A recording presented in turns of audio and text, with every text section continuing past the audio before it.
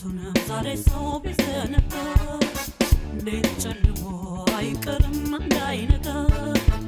የትናንቱን ዛሬ ሰው ቢዘነጋ እውነትና ንጋት እውነትና ንጋት እውነትና ንጋት አያልፍ እንደ ዘበት እውነትና ንጋት እውነትና ንጋት እውነትና ንጋት አያልፍ እንደ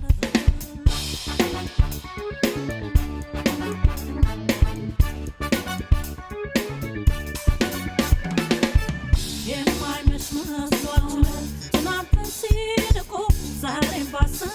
አልፎ ነገ ሊጨነቁ እውነት ሳታላልቅ ነው መልፋታቸው የሀቅ